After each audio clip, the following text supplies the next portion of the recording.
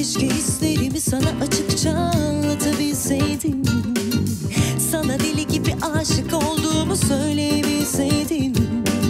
Göz göze geldiğimiz o anda sanki dilim tutuldu, bir anda konuşamadım karşında. Oysa bütün cesaretimi toplayıp sana gelmiştim. Senin için çarpan şu kalbi gör istemiştim.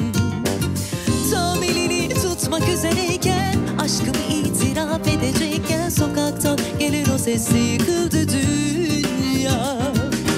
Domates, biber, patlıcan. Domates, biber, patlıcan. Bir anda bütün dünya karardı, bu sesle sokaklar yankılandı. Domates, biber, patlıcan. Domates, biber, patlıcan.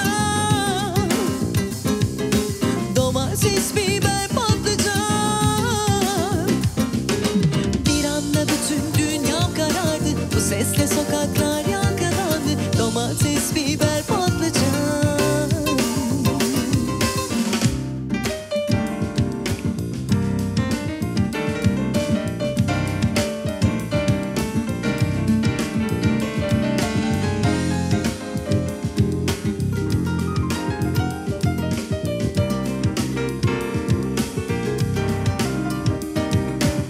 Oysa bütün cesaretimi toplayıp sana gelmiştim. Senin için çarpan şu kalbi gör istemiştim.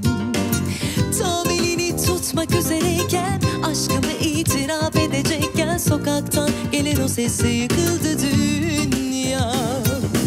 Domates, biber, patlıcan. Domates, biber, patlıcan. Bir anda bütün dünya karardı, bu sesle sokaklar